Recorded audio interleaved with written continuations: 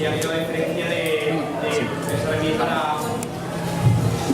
para poder trasladaros algunas palabras, algunos pensamientos de alguien que no es afiliado a este sindicato, pero que desde luego comparte muchos de los planteamientos y de las visiones que tenéis sobre la realidad, sobre el mundo del trabajo, y por lo tanto digo, agradezco enormemente que pueda participar en nuestro cuarto congreso.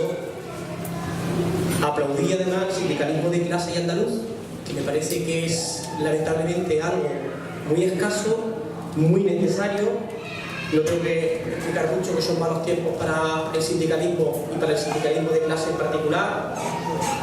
Y eso pese a que todos los datos objetivos, desde un análisis marxista, nos dirían que debería ser lo contrario. Cuando hay una mayor proletarización de la clase trabajadora, la realidad en la que se están convirtiendo los trabajadores se asemeja más a siglos pretéritos que lo que parecería que muchas veces la tecnología de los móviles nos lleva del siglo XXI. Estamos más proletarizados que posiblemente hace 40 años. Yo quiero entender esto que es, como en la película de Germinal, una semilla que veremos a ver cómo sale, pero que estamos en ese momento como plantear. Alguien nos quiere, el capital en particular, convencer que la historia es lineal, que todo se ha superado y que lo que nosotros hablamos de conflicto de clase forma parte de un pasado. El capitalismo sabe que la historia es circular, por eso cada 2x3 recurre a la misma realidad y hace, o nos quiere convencer que lo moderno es lo pasado. No es casualidad que lo moderno ahora sea ser retro, porque lo moderno en las relaciones laborales es volver al siglo XVIII y al XIX. Y eso es en gran medida lo que el capital quiere hacernos creer, que ya pasó. No, estamos volviendo a lo mismo. Me han precedido, y por eso me parece importante aplaudir esta visión del sindicalismo de clase, sobre 3 temas que de alguna forma, y que vaya a tocar en este congreso, me parece imprescindible. Yo voy a concentrarme donde está la seguridad social actualmente. Vosotros habéis tratado en las primeras ponencias que he habido esta mañana aspectos relativos a contrarreforma laboral, situación de negociación colectiva, situación en las administraciones públicas, particularmente los antiguos expedientes de regulación de empleo y la situación en el campo andaluz. Y esta tarde vais a estar viendo aspectos relativos a situación o mecanismos internacionales que también están presionando sobre la clase trabajadora. La seguridad social está, desde mi punto de vista, precisamente ahora mismo, y eso es lo que me pretende explicaros, constreñida por esas dos realidades. Me viene muy bien la intervención de esta mañana, porque entender la seguridad social sola no se puede si no se entiende la realidad de las relaciones laborales actualmente, si no se entiende la realidad de la negociación colectiva actualmente y si no se entienden las presiones internacionales que están sucediendo sobre el mundo del trabajo. Ahí esa parte concentrada en la que yo estoy. Y voy a intentar explicar por qué creo que la seguridad social te permite ver todo este panorama de lo que habéis visto esta mañana y lo que vais a seguir viendo esta tarde.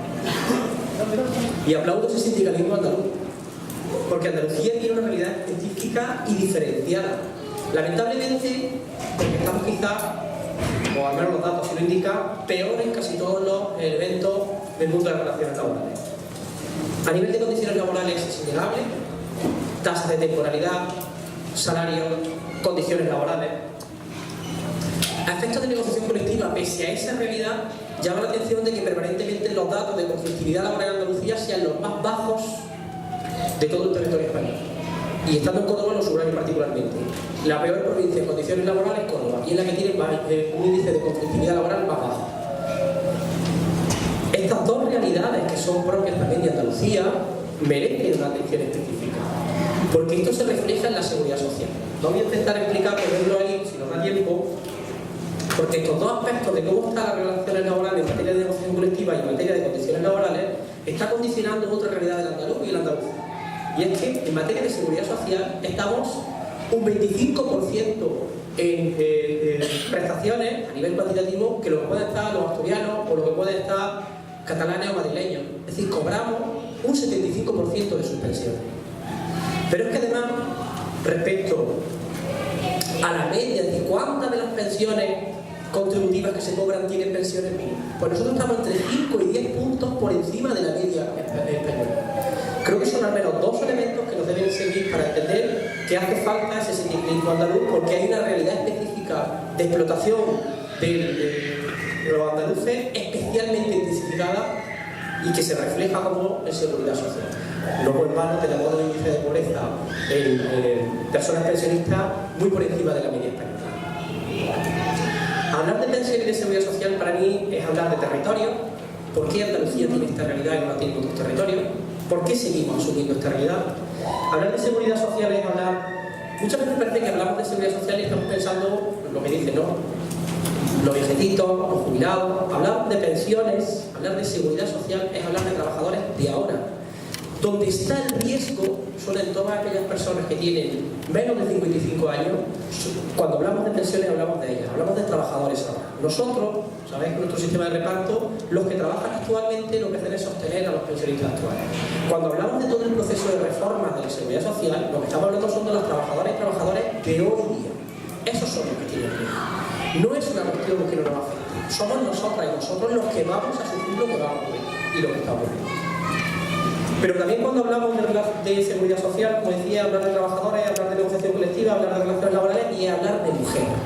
Es hablar de género. No solo porque sistemáticamente el Tribunal Constitucional y el Tribunal de Justicia de la Unión Europea ha dicho que el sistema de pensiones español ha discriminado y discrimina a la mujer. No por casualidad las mujeres tienen en torno a un 40% menor que la pensión media de los hombres. Y es una cuestión de género también, porque se introduce en la regulación de los contratos típicos de las mujeres una discriminación evidente que le hace llevar a pensiones de subsistencia. Ahora intentan resolverlo con eso que se llama el complemento de maternidad. Las pensionistas contributivas van a tener un porcentaje por haber contribuido teniendo hijos, más de 2 siempre, obviamente, al sistema. Pero me parece una visión muy rancia de lo que está pasando en el problema de discriminación de la mujer. Porque claro, o haces el papel que socialmente te corresponde y es traer clase trabajadora para que la máquina no deje de funcionar, o seguirás estando en una situación de pobreza en materia de pensiones. Y ojo, porque me da a ver que todo esto viene aparejado junto con el cuestionamiento que actualmente damos con las pensiones de viudedad. Ojo, porque me parece que esto es un poco un juego de trilero y vamos a cambiar uno por otro. Dicho esto, voy a entrar en el fondo de mi intervención para intentar amenizar un poco esta muy para almuerzo que hemos tenido y algo extenso. Voy a realizar algunas diapositivas para que nos permita seguir a esta idea, ¿no? Yo soy de formación jurista y no me resisto a hablar de derecho, porque nos encontramos en un mundo en el que ya nada vale si no salen las cuentas. Y el derecho tiene un sentido, y los derechos incluso de la Constitución tienen un sentido intrínseco. Y no podemos olvidar que nuestros modelos constitucionales de Estado sociales y de derecho surgen precisamente frente a los modelos totalitarios donde decían que no existía el derecho. El derecho es lo que diga el líder, no existe nada. Solo lo que el líder, en este caso el gobierno de turno, puede decir que es los derechos o no. Y vaciamos de contenido las constituciones y se convierten en papel mojado. Para poder hacer lo que el gobierno de turno quiera hacer, porque no hay más derecho que el que diga la ley concreta, pero olvidamos que las constituciones son pactos sociales. Y si se rompe el pacto, se va a romper el pacto, antes o después. Me voy a limitar a señalar algunos preceptos simplemente para que lo tengamos de base, porque este pacto de no agresión social se firmó con base en algunos preceptos que yo quiero subrayar aquí. El artículo 1 nos señala que estamos en un Estado social. Esto no es un Estado liberal, es un Estado social. ¿El Estado social qué es?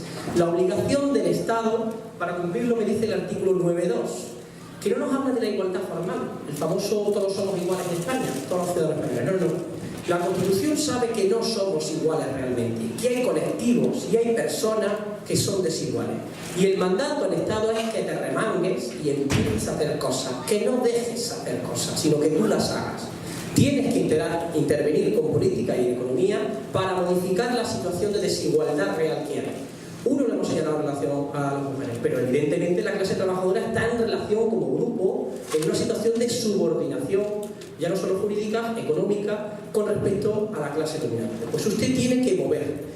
Y uno de los elementos que tiene que mover precisamente será en las situaciones propias que dan lugar a la seguridad social, la cobertura de situaciones de necesidad. Dos preceptos más específicamente ya comentado. El artículo 41 de la Constitución nos habla y manda a los poderes públicos que mantengan un régimen público de seguridad social. Ni siquiera dice que lo creen, sino que lo mantengan. Y es una obligación a todos los poderes públicos, Estados, comunidad autónoma y en la medida que las leyes de desarrollo lo permitan, también las entidades locales. Cada uno con sus competencias. Lo subrayo este aspecto porque ahora que todo se subraya continuamente, que todos los españoles somos iguales, yo me temo que eso signifique que seamos iguales a la baja y no haya comunidades autónomas que puedan establecer mejoras a nivel de asistencia social, etcétera, en la cobertura de situaciones de necesidad, porque todos tenemos que ser iguales en todas partes. Hay ciertos partidos que con esta lógica de que todos somos iguales nos va a pasar como en la dependencia, iremos iguales a los de abajo. Y el artículo 50 porque específicamente toca los aspectos de jubilación. Pero subrayaría dos cuestiones que me parecen importantes del artículo 41, donde lo habla del sistema público. Fíjense lo que dice. Habla de todos los ciudadanos. No nos dice que solo son los trabajadores o trabajadoras los que tienen derecho a las prestaciones de seguridad social. No, la ciudadanía. Y esto no subraya en relación a la regla de que en según contribuya, según reciba. No. La Constitución no habla de que usted contribuya en función de su reciba. Dos, las pensiones, las prestaciones han de ser suficientes. Que no significa de sobrevivencia o de supervivencia, sino suficientes para hacer un ciudadano que establece una serie de derechos en nuestra propia Constitución. Y por último, no habla de situaciones de necesidad relacionadas con el mundo del trabajo, accidentes de trabajo, enfermedades profesionales, no. Situaciones de necesidad generales. Por lo tanto, es un derecho de ciudadanía para la cobertura de cualesquiera situaciones de necesidad. Y yo no veo en la Constitución que diga todo esto será si alguien dice que hay dinero para pagarlo. Yo no termino de verlo ahí. Pero resulta que en el lenguaje económico en el que nos hemos metido, como no lo podemos pagar, no se puede hacer. Y la Constitución no dice en ningún momento eso. La financiación de la seguridad es algo instrumental. Es como no garantizar el derecho a la vida porque no tienes dinero para pagar no sé muy bien qué. A nadie se le ocurriría un derecho a la libertad de expresión. Usted, poder público, busque el dinero donde haya. Porque el mandato mío no es que lo haga si tiene dinero, sino que lo haga y cubra la ciudadanía a las situaciones de necesidad. Algunos datos, porque en la intervención que he dejado me parecía importante que tuviéramos los datos concretos y reales, porque a veces hay un discurso permanente de falsificación de datos donde nos pretenden identificar que no se puede hacer una mejora en sistemas de seguridad social porque no hay dinero. Yo voy a daros algunos datos que me parece importante que podamos manejar en esa discusión o en ese debate que tengamos con quien dice que lo que estamos es continuamente tirando de recursos que no se tienen. ¿De dónde se financia la seguridad social? Cotizaciones, estoy hablando de pensiones contributivas esencialmente. ¿De qué dependen las cotizaciones? De los salarios. Es que entonces un modelo basado en carreras profesionales, temporales, tiempos parciales, sin trabajar, con salarios bajos, conllevará cotizaciones bajas. Y entonces esta es la trampa que tenemos hecha. Una reforma de mercado de trabajo con priorización de condiciones de trabajo, bajo ingresos al sistema de seguridad social, bajo ingresos al sistema de seguridad social, hay que bajar las pensiones. ¿No dais cuenta que no hay dinero? Pero la trampa está puesta ahí desde el principio. Segundo elemento de financiación, las transferencias del Estado. Básicamente lo hace a las prestaciones no contributivas. Queremos ser muy europeos, pero somos de los pocos europeos que desde los presupuestos generales del Estado no se aporta al sistema de seguridad social. Veremos que con el Pacto de Toledo dijo, no, eso no se hace porque es que estos son cosas diferentes. Son los famosos dos bolsillos, ¿no? La seguridad social que se paga con cotizaciones y no con impuestos. Luego veremos como cuando ha interesado, la mano que no quería meterse en un bolsillo se ha metido en la otra para coger del fondo de reserva y pagar el dinero que había que abonar a los bancos. Luego si hay tiempo lo podemos señalar. Y tercer lugar, y este me parece importante por el crecimiento que ha tenido, son otros mecanismos de financiación. Y subrayo el de operaciones financieras. La seguridad social, si en algo ha incrementado su volumen de ingresos, es a través de operaciones financieras. Y una cosa que me dejó verdaderamente impactado, aunque no sea seguridad social, pero sigue esta lógica, que el Fondo de Garantía Salarial estaba reduciendo su protección en la cobertura de los salarios de los trabajadores y estaba invirtiendo en bolsa los excedentes. A uno le generaba esto una cierta duda, ¿no? Porque ¿cómo van a ser los recursos financieros, lo que se obtengan en muchas ocasiones fruto de la especulación, los que vayan a engrosar los ingresos del sistema? porque esos son los mismos que lo que hacen es cargarse el sistema.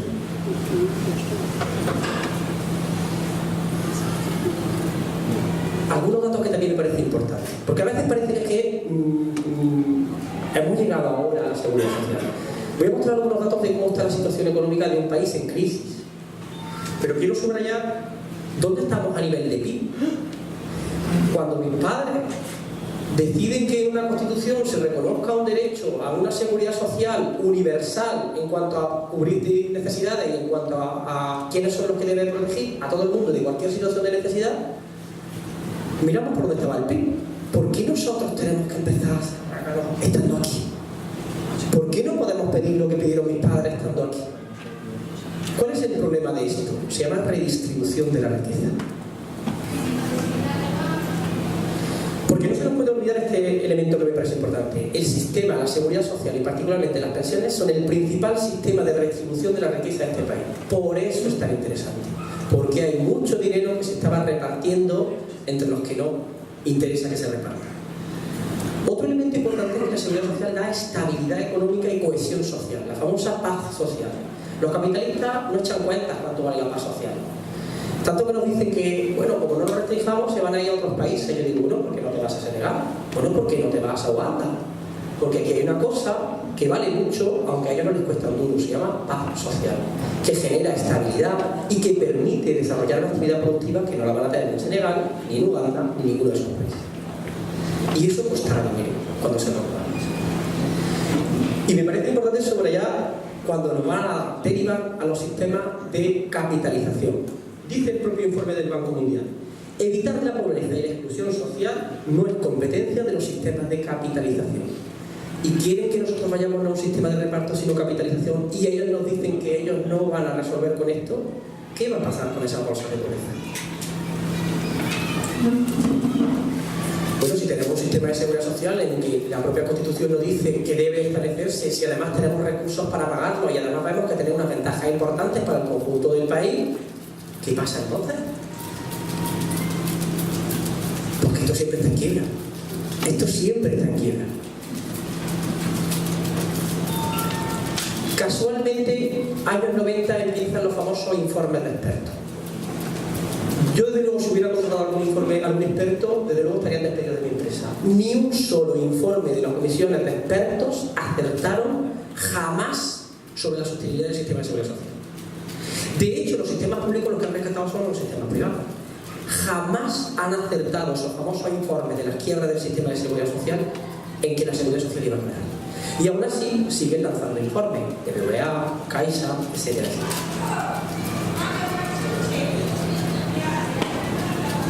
Quiero subrayar el contexto simplemente para que nos hagamos una idea. Todo esto, esos famosos informes de quiebra, aparecen en torno a los años 90. En el 94 en particular hay varios informes que llevan que en el año 95 tengamos el famoso Pacto de Toledo. En el Pacto de Toledo, donde nos dicen esencialmente, miren, la seguridad social de las prestaciones contributivas que se paguen con contribuciones y las asistenciales las pagaremos con presupuesto. El problema de las pensiones asistenciales es que no cubren garantía de derechos de ciudadanía, sino que usted no entre en situación de exclusión social. Pero la Constitución no ha pensado en eso. La Constitución ha pensado en personas que puedan ejercer sus derechos de ciudadanía, no para que alguien pueda alimentarse al final de mes. Quiero subrayar además que el Pacto de Toledo, a base de repetir una cosa, nos están diciendo lo que no dice el Pacto de Toledo. El Pacto de Toledo dice que las no contributivas no se paguen con contribuciones, pero no dice nada de que las pensiones contributivas se puedan pagar con impuestos. También. Lo que pasa es que hemos entrado en la lógica de que aquí, según lo que reciba de ingresos, es lo que voy a pagar. Pero eso no dice el Pacto de Toledo. Lo que pasa es que hemos hecho una lectura interesada de lo que dice el Pacto de Toledo para ahora ver las reformas que estamos y llevamos a hacer. Subrayo que en el Pacto de Toledo, claro, si usted va a recibir en función de lo que se ingrese, habrá momentos en los que haya que no se ingrese bastante. Entonces se inventa el fondo de reserva, ¿verdad? Fondo de reserva que fue exigido por los sindicatos porque había superávit y la patronal lo que estaba diciendo, como hay superávit, bajemos las cotizaciones de la seguridad social, ¿para qué pagamos tanto si no está sobrando el dinero? Y entonces se produce el hecho de que nos vamos reduciendo las cotizaciones porque había superávit. Y en un momento los sindicatos dicen, hombre, superávit dejamos los fondos de reserva. Y los que viven incluso del mundo, la famosa hucha de las pensiones, creíamos que 70.000 millones de euros era una barbaridad de dinero que jamás iba a pasar. Sabemos que en 4 años no hemos ventilado 35.000 millones de euros, porque los sistemas de capitalización tienen mucho más riesgo que los sistemas como el nuestro de sostenibilidad. En cuanto haya un poco de inflación, en cuanto haya un problema de crisis económica y de empleo, te comes la hucha de las pensiones. Lo que te garantiza la sostenibilidad del sistema es lo que hace un sistema de reparto: la obligatoriedad y la solidaridad. Siempre que haya gente trabajando, va a cotizar y vamos a tener recursos. Siempre. No dependerá de una huchita que quede en ningún momento. Por lo tanto, para mí es un sistema de fortaleza al sistema de reparto. El de capitalización, ya vemos lo que pasa con la hucha. En 4 años se ha acabado. Y ahora dónde viene el golpe. Porque a partir de esa lógica del Pacto de Toledo, lo que va a ocurrir es verdaderamente un golpe al sistema de protección social y en particular a la seguridad social. ¿Cuál es el plan para este golpe?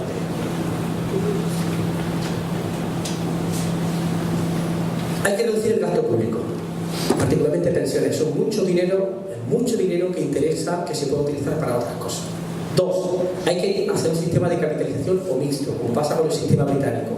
El sistema público cubre situaciones de emergencia social y quien quiera más, que se lo pague a través de prestaciones privadas. Hay que privatizar los servicios públicos y favorecer, por lo tanto, las prestaciones de los sistemas privados. Y hay que someter el derecho y la ciudadanía a la economía. Artículo 135 de la Constitución, déficit cero. Primero se pagan los bancos y luego ya veremos los ciudadanos qué hacemos. Pero claro, este plan no lo conocemos. Este plan, como todo buen plan, necesita un esquinazo y un anzuelo. ¿Cuál es el esquinazo? Yo le señalo aquí cómo se distribuye la renta nacional. ¿A dónde vamos? A un cambio en la tendencia de la distribución de la riqueza. El capital cada vez representa más parte de la tarta y las rentas del trabajo cada vez menos. Ese es lo que no nos quieren contar en la parte del esquinazo, que aquí lo que es una inversión de dónde está la riqueza. Otro segundo, hay que bajar las cotizaciones porque en relación a Europa pagamos mucho. Como había superávit, hay que bajar. Hemos bajado un 25-22% las cotizaciones mientras tenemos vacas gordas. Pero ahora que tenemos vacas flacas, ¿cuál es la solución? Hay que bajar las cotizaciones porque si no, no somos competitivos. Haya vacas flacas o haya vacas gordas, la respuesta del sistema del capital siempre es igual. Hay que bajar. ¿De dónde se financia el Estado? Del IRPF, de las rentas del trabajo. Cada vez menos impuestos sociales. Y cada vez más impuestos indirectos. ¿Qué es? Gasolina, tabaco. Es decir, lo mismo que cuesta a mí un paquete de tabaco que le cuesta a la hija de botella. Lo que pasa es que me parece que no vamos a sostener esto así. Ella tendrá que pagar a través de impuestos directos más. No es así. Sobre las rentas del trabajo son las que caen el precio. Eso no nos lo han contado. ¿Qué anzuelo nos han puesto?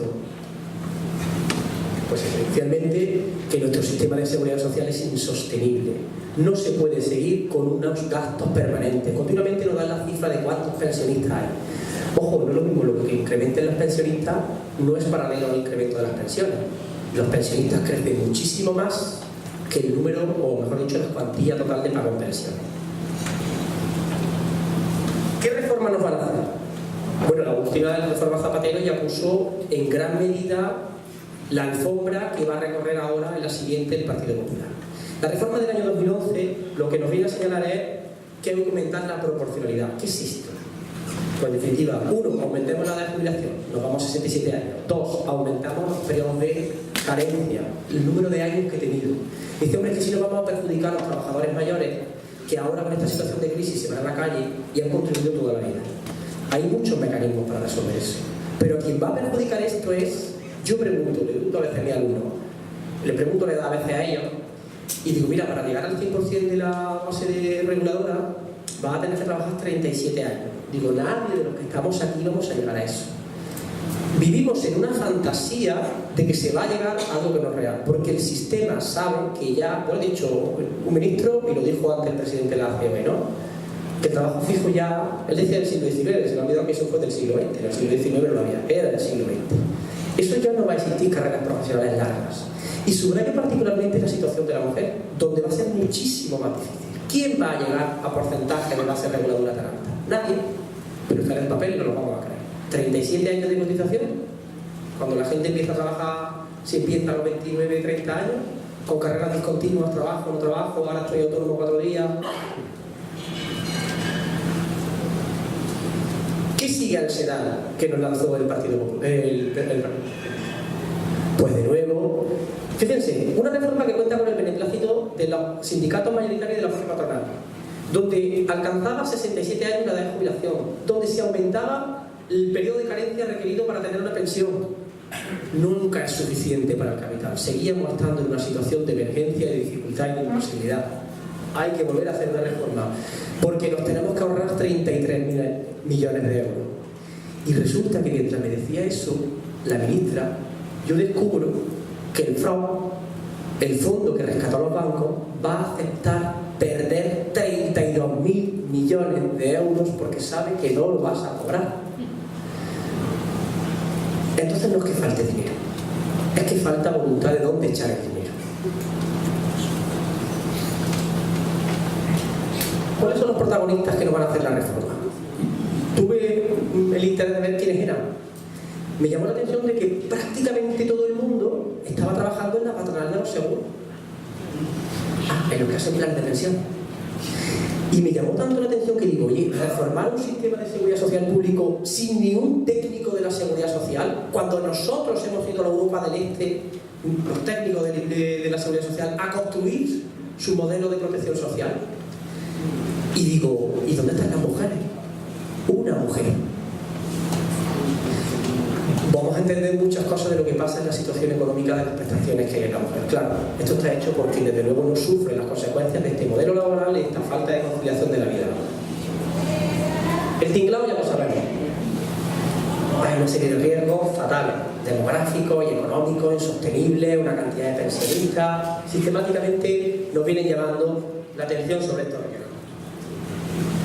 Yo me voy a permitir señalar simplemente dos cosas. Una en relación al terrible hábito de los gráficos, porque siempre todo parece dramático. Lamentablemente, como decía Churchill, tú puedes manejar y estrangular los datos hasta donde quieras porque te van a dar la respuesta que tú quieres. Lo subrayo aquí por dos cosas. Cuando hablamos del número de pensionistas, yo señalaba, no es lo mismo el número de pensionistas que la cuantía de las pensiones.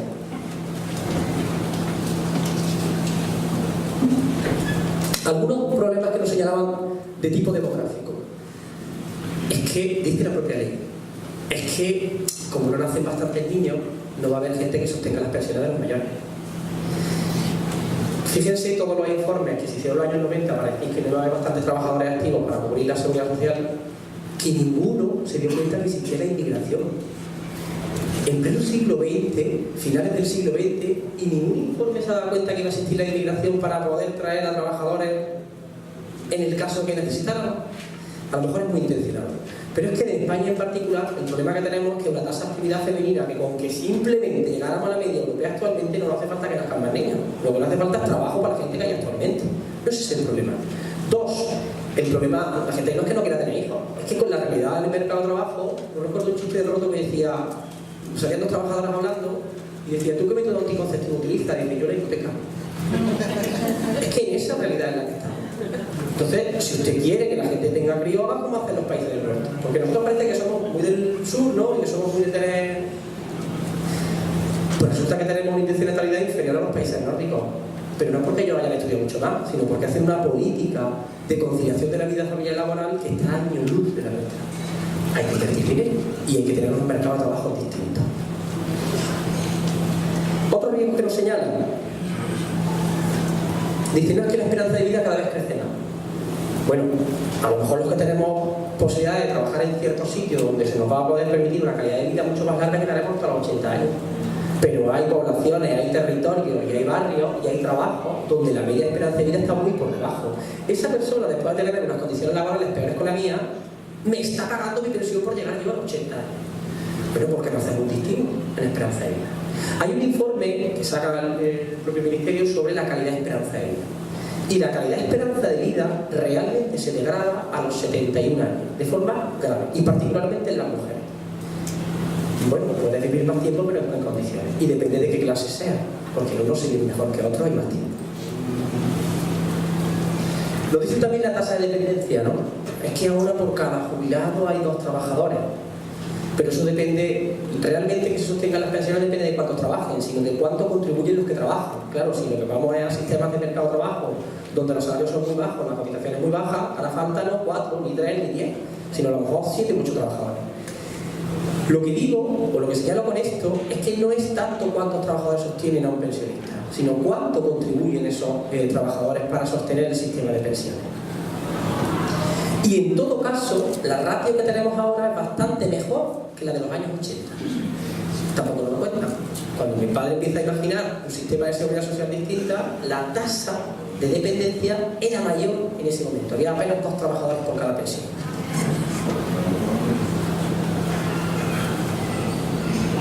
Señalo también algunos riesgos económicos, que básicamente el riesgo económico dice no es que hay un mercado de trabajo que no va bien y así no podemos sostenerlo. No, yo digo, mire, si esto sigue así, ni la seguridad social, ni el Estado, ni nada, revienta. Pero el sistema público, el sistema privado, si seguimos una tasa de desempleo tan altas como las actuales y una bolsa de pobreza como la que estamos originando, esto es lo que va a estallar. Entonces no me usted susto por algo que no solo perjudicaría a la seguridad social, sino al sistema en su conjunto. ¿Por qué el problema está en cumplir los compromisos internacionales? Yo no he visto jamás una ley que tenga tan poca vergüenza de decir que precisamente esto va a esto. Es que tenemos que cumplir con los compromisos internacionales que hemos hecho con la Unión Europea. Que ni siquiera es un problema de sostenibilidad del sistema de seguridad social, sino que ahora sí son los 2 bolsillos los que necesito el Estado meterme para sacar dinero y pagarle a otros. Ahora, eso de que las contributivas con las contribuciones y las otras con impuestos no vale, porque sí me interesa el fondo de reserva para poder pagar. Que es un problema grave. El 90% del fondo de reserva se ha destinado a comprar bonos del Estado, que es con el que se ha financiado en gran medida el rescate al banco.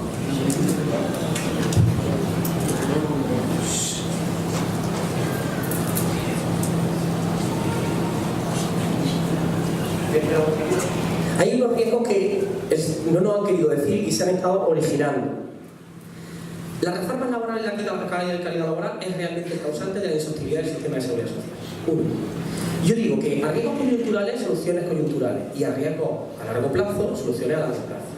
Es verdad, y a veces nos da la sensación de que la seguridad social ha estado siempre esa famosa rigidez. Es que es muy rígido el sistema, como si la seguridad social no modificara sus normas. Yo les garantizo que no hay años que haya 2 o 3 modificaciones de la seguridad social, porque la seguridad social está palpando la realidad, permanentemente está modificándose.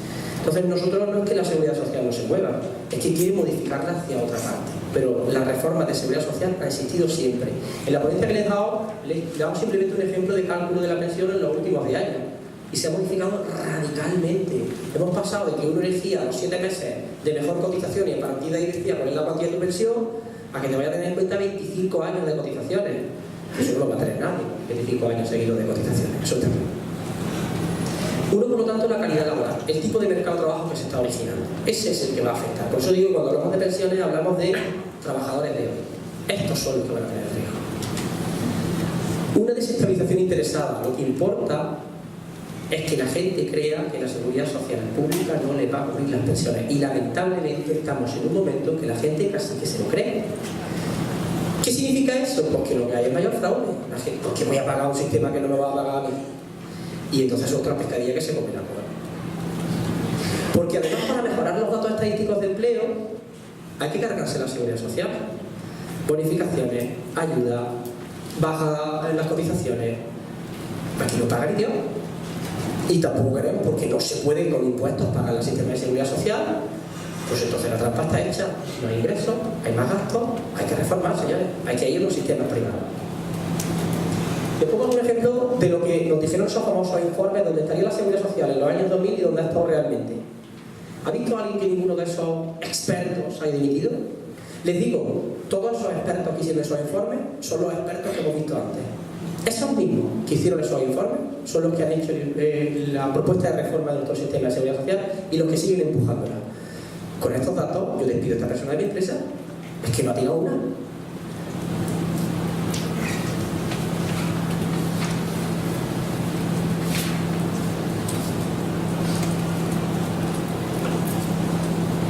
¿Cuáles son las soluciones oficiales que nos dan? Pues mira, como el sistema es insostenible, hay que reducir los gastos. ¿Qué hacemos para reducir los gastos? El factor de equidad intergeneracional y el índice de revalorización. De una forma muy simple. Uno lo estamos ya sufriendo, y es que al final las pensiones suben entre un 0 y un 0,25, que eso realmente es bajarla. Porque nos dicen, no, pero es que el IPC es negativo. Ustedes saben que como eso sigue así, tiene un problema en la economía por otro lado, por eso hace falta que los precios suban, y van a subir. Por lo tanto, lo que se va a perder es poder adquisitivo. Pero como además tomo un periodo de 5 o 10 años de referencia, va a haber momentos que la economía vaya bien y la gente siga cobrando un 0,25% de incremento, con un IPC muy alto. ¿Qué significa eso? En la ponencia les pongo algunos cálculos de cuánto supone esto. Pues va a suponer entre un 20 y un 35% bajada a las pensiones. 2. El factor de equidad intergeneracional. ¿Qué decir? Oye, el nombre me encanta, y otras cosas, cuando hace el sistema se los nombres como engañan con el lenguaje, ¿no? De equidad intergeneracional, y Oquimpo está en contra de la equidad intergeneracional. ¿Pero qué significa la equidad intergeneracional? Pues que usted cobra lo mismo que su padre, lo que pasa es que como sabemos que usted vive más que su padre, va a cobrar ese dinero repartido en más años. Y digo yo, que voy a cobrar menos pensión, claro, porque mi padre vivía 70 años y nosotros por esperanza de vida vamos a llegar a 75, 80, pero voy a cobrar la misma cantidad que mi padre. A más tiempo, menos dinero. Eso es el factor de equidad intergeneracional. Hago una foto y digo, los que cobran ahora 65 se lo repartan. ¿Por qué? Porque la esperanza de vida dentro de 10 años va a ser 65, perdón, será 70 y tanto, será, bueno, siempre va a ir bajando.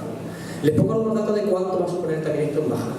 La fotografía inicial de cuánto cobramos va a seguir bajando.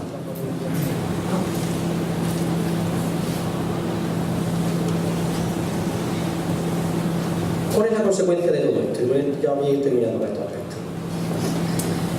El propio Ministerio lo dice, la consecuencia es la disminución progresiva y sistemática de las pensiones públicas. Esa es la consecuencia. Eso es lo buscado, porque además vamos a buscar que la gente se haga sistemas privados. Un empobrecimiento. Me llamó la atención que había un informe del Ministerio de Hacienda donde dice expresamente que con la reforma se va a garantizar la sostenibilidad del sistema. Tiene un efecto colateral, decía, y es que va a haber una importante bolsa de crecimiento de la pobreza en las personas jubiladas. Digo que efecto colateral, para mí es el efecto sísmico, que la gente realmente no tenga recursos para sostenerse. En un país que está sosteniendo gran parte de la crisis por los pensionistas, porque son familias que se están contribuyendo a la situación de su hijo. Esto es un efecto colateral para el Ministerio de Hacienda.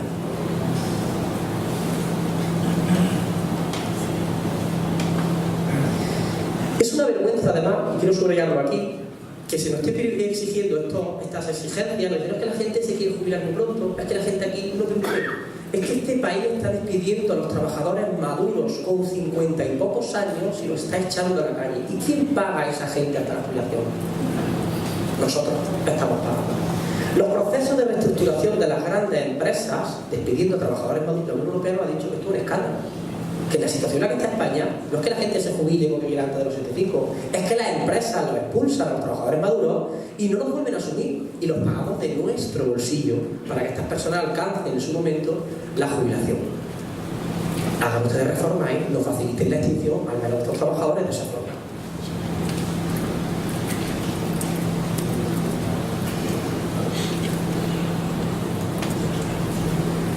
Un último aspecto de las consecuencias.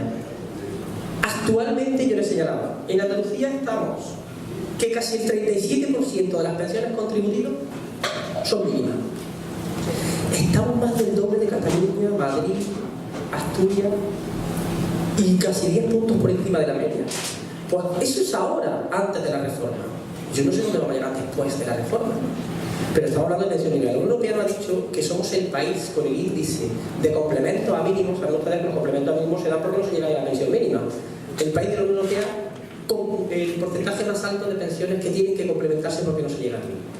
Claro, nos dice, no, mira, pero luego este dato se manipula. Dice, no, pero España es el país donde, en relación a lo que tú cobrabas, más se parece tu pensión. Claro, pero que cobrábamos poco. Es que si no cobro el 90% de lo que cobraba, entonces tenemos otro problema. Claro, yo quisiera cobrar el 75% de un sueco y no el 90% de un español. Pero los datos podemos manejarlos como queramos. La realidad es que hay índice de pobreza ya. Ya con la reforma se ha reducido, aunque nos den otros datos, ya se ha reducido el incremento de gasto en pensión, progresivamente desde que entró en vigor el índice de revalorización.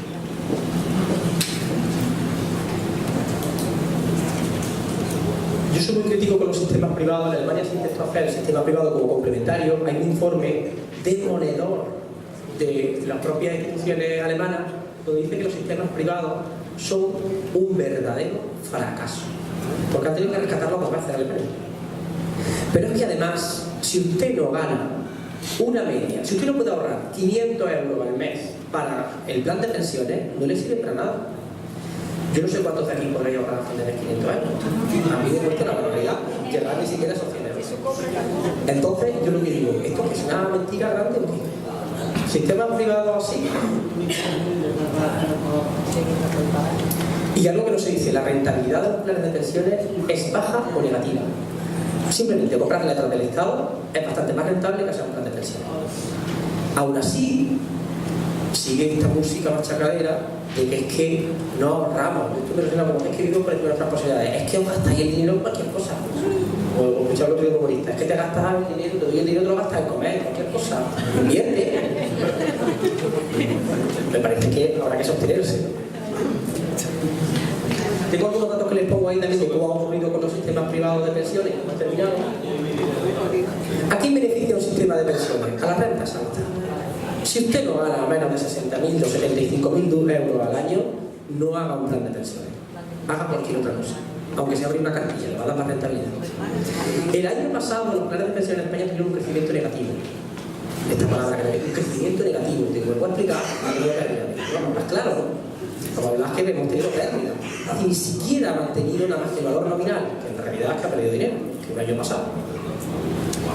Y aún así, ya estamos escuchando voces que hay que seguir reformando el sistema de seguridad social. Yo no me resisto a ir sin decirle ¿qué podemos decir hoy? Porque es verdad que el sistema, en la realidad que tenemos, habrá que hacer reformas, habrá que hacer cambios, porque tenemos una población, nos dicen, no, que dentro de unos años vamos a tener una cantidad de personas jubiladas. Y digo, y nos va a gastar mucho dinero porque hay muchas personas mayores con los sistemas de pensiones. Digo, bueno, son los más democráticos.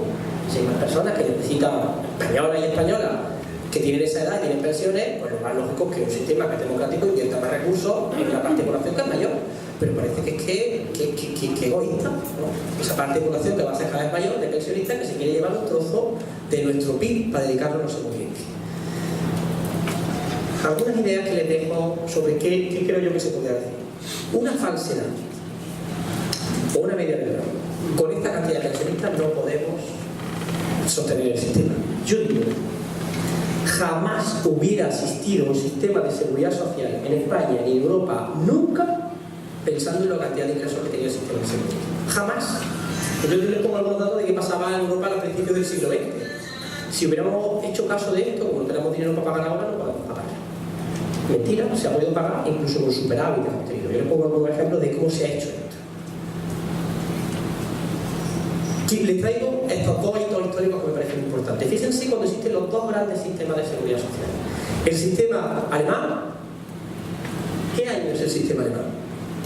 Después de la guerra de Alemania con Prusia, que la deja económicamente destrozada. ¿Y cuándo surge el sistema de seguridad social nuestro? Es el sistema británico. En mitad de una guerra mundial. Digo, oye, esos países estaban tan pudientes después de guerras tan gordas. No, porque no era un problema de si hay dinero o no.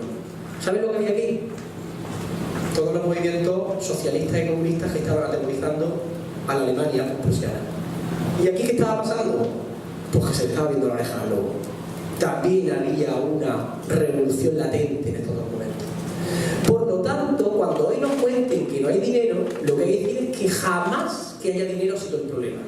Lo que sí había en ese momento era miedo para quienes sostenían al sistema y estaban dispuestos a que aunque no hubiera, habría.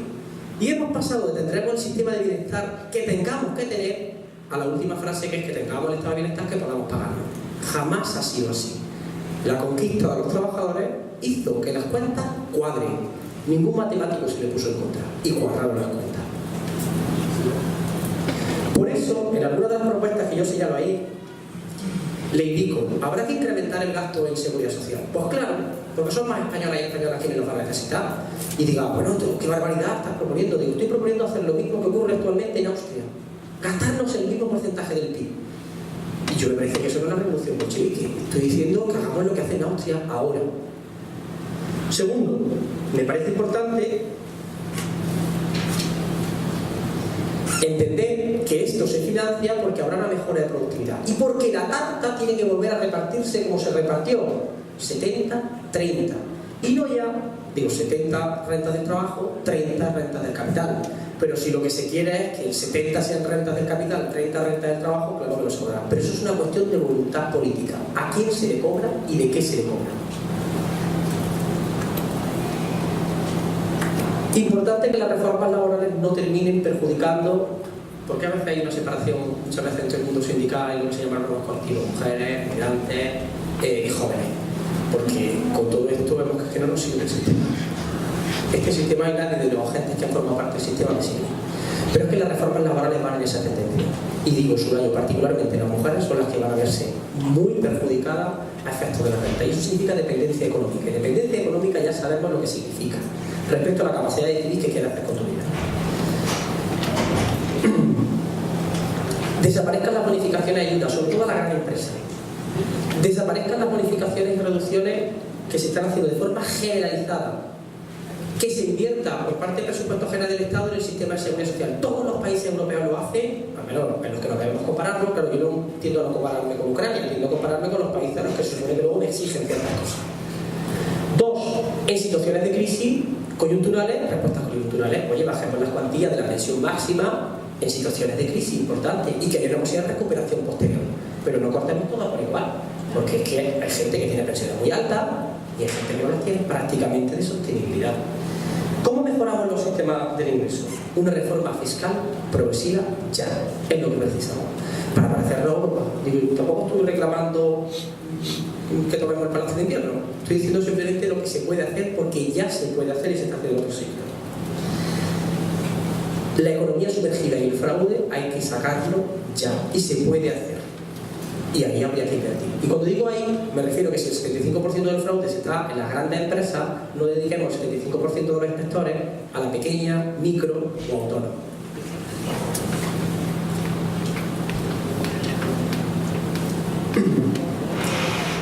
Destopemos las cotizaciones de seguridad social. ¿Por qué Ronaldo y Messi pagan lo mismo que tú y que yo? Es que ellos a partir de 3.000 euros no pagan nada. Y yo pago la misma cotización que él. Porque están libres de cotización a partir de esa partida. Destopémosla. Integremos dentro del sistema de renta. Porque las mutuas, y lo hemos visto en este año particularmente, las dos principales mutuas españolas, ya saben ustedes que están en vía judicial, porque se han llevado una cantidad enorme de recursos del sistema. Limitemos también por ello.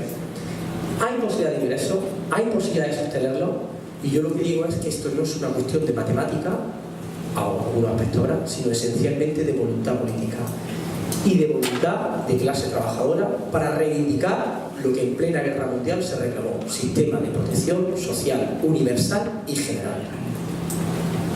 Y quiero terminar, si me permitís, a una frase de cómo hemos llegado hasta aquí, leyendo, me vaya a permitir, una poesía de Mario Benedetti. Sé que no es muy propio de una intervención en una jornada. ¿Qué nos está pasando? Nos está pasando que estamos continuamente dividiendo a la clase trabajadora, las famosas grietas de Mario Benedetti. La verdad es que grietas nos faltan.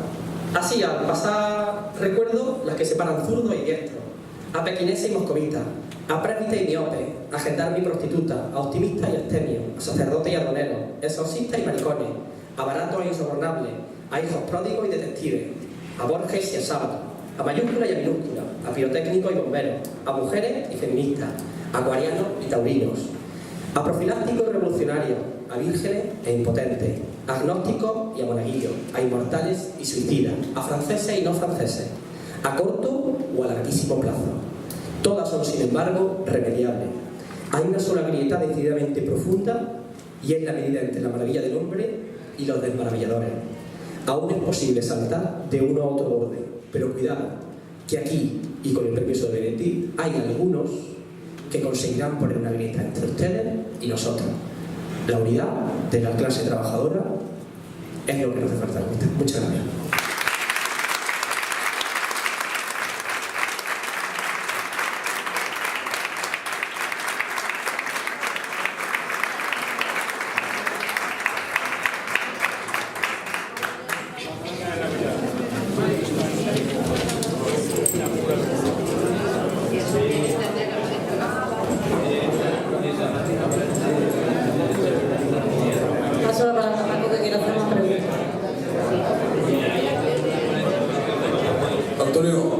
Muchas veces el Pacto de Toledo, sobre todo en la televisión, sale como el gran salvador de la seguridad social.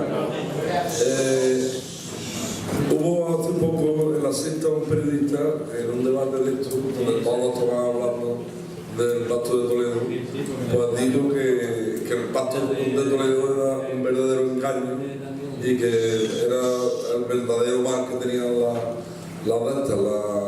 el tema de la seguridad social, o sea, las líneas políticas. Yo sé que hay algunos componentes del Pacto de Toledo que se han opuesto, ¿no? Además tú en tu ponencia a determinadas medidas, pero a mí el Pacto de Toledo, o sea, si me tuviera que pronunciar como sindicato, yo pienso que no aporta nada positivo, porque es una especie de pacto social ahí, donde a la hora de estar a favor de la patronal, ya estamos viendo que están queriendo bajar 2,5 puntos la cotización a la seguridad social, o sea, todas estas cosas, ¿no? Entonces, ¿qué opinión tienes tú sobre el Pacto de Toledo? Tengo dos. Una de la realidad. El Pacto de Toledo no le importa ni al propio sistema. Las reformas de la seguridad social le han hecho saltándose el Pacto de Toledo. Dicho esto, digo lo que importa el Pacto de Toledo cuando realmente nos dicen que es tan importante. No importa absolutamente nada cuando hay que hacer esto. Porque todas las últimas reformas se han hecho en contra del criterio del Pacto de Toledo, del Consejo Económico y Social de España, que digo que tampoco son el polígono, y han estado diciendo que se han saltado todas estas reglas. Hombre, si el sistema se la salta, podéis imaginar lo que a mí me parece de estas figuras como importantes. Lo que me parece alarmante es que me crees una figura porque tú dices que para sostener el sistema y tú te la saltes. Porque ni siquiera con tus reglas de juego burguesa podemos jugar aquí, porque cuando te interesa ni te la saltas. A mí no me parece que el Pacto de Toledo sirva más allá de esa famosa idea de que si quieres resolver un problema y no puedes, créate una comisión que ahí ya lo podéis dar. Los famosos romanones que yo me encargo de los reglamentos. Pero el Pacto de Toledo en medida son los reglamentos de romanones. Tú haz la ley que ya me encargo yo de hacer el reglamento. Y en gran medida creo que lo pasa. Se ha vaciado de contenido, es un espacio netamente político, no es un espacio donde además no se tiene una visión mínimamente de qué modelo social pretende la Constitución, sino decir cómo ahorramos dinero. Continuamente está haciendo el Pacto de Toledo. Yo nunca me gustó el Pacto de Toledo, creo que fue, incluso por los partidos de izquierda que lo firmaron, una claudicación que le da su sentido en su momento histórico, pero desde luego que el Pacto de Toledo lo conformen expertos como estos, a mí lo que me dice que es haz tu ley y no eres reglamento. A mí no me gusta.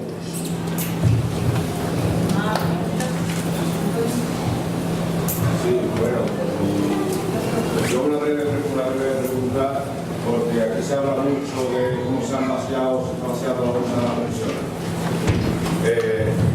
Vamos a ver, este gobierno nos cuenta cínicamente que se está haciendo una política de austeridad, porque se está consiguiendo llegar al déficit, no sobrepasarlo, y además nos cuentan que han recaudado 50.000 millones más. Vamos a ver, si ustedes han cumplido con el déficit, que es mentira, que es una patraña, que ustedes han recaudado 50.000 millones, que si se los han sacado los trabajadores, porque a las grandes multinacionales, a las grandes corporaciones, a las grandes fortunas no se las han sacado. ¿Qué sociedad puede permitir que esta gente saque demasiado la bolsa de las pensiones? ¿Qué es el ahorro de los trabajadores y de las empresas? ¿Quién le da a esta gente legitimidad para vaciar eso? ¿Hay fuerza civil, social, política, jurídica que algún día pueda juzgar este robo? Ya, ahí acabo.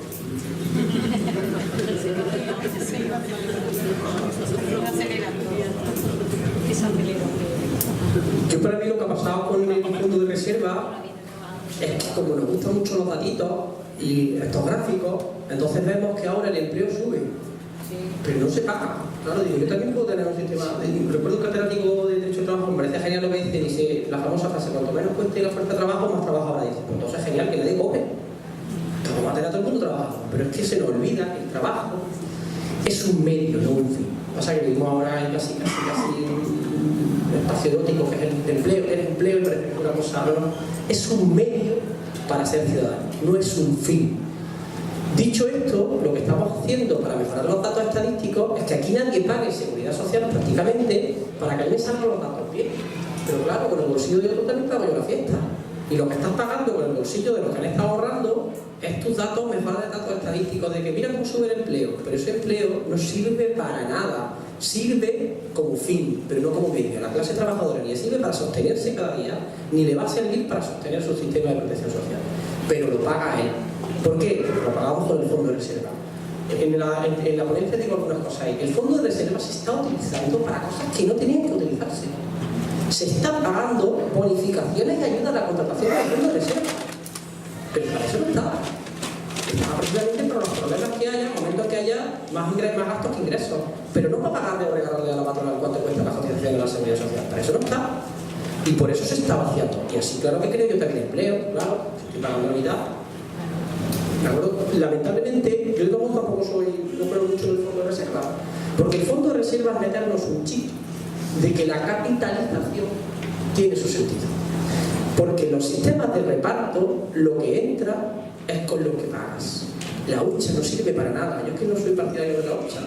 Creo que lo que hay que o mejorar los sistemas de financiación para que los que estén cobrando ahora cobren mejores salarios y haya mejores cotizaciones, o a través del sistema impositivo del Estado con impuestos especiales puede establecer ingresos especiales. Pero no nos hagamos la idea de que hay una hucha, porque eso es la lógica de los sistemas de capitalización. Usted tiene el dinero en un sitio, para que resulte que ahora esa hucha la dedicamos a especular en bolsa, como he dicho, o pagarle al Estado, vía bonos del Estado, el aval a los bancos. Eso es lo que hemos hecho. Y por eso no soy tampoco muy partidario de esta famosa hucha, porque nos están engañando sobre lo que es esto. No hay hucha ninguna, no hay dinero. El fondo de reserva no tiene dinero, tiene papeles de bonos del Estado. Eso es lo que tiene.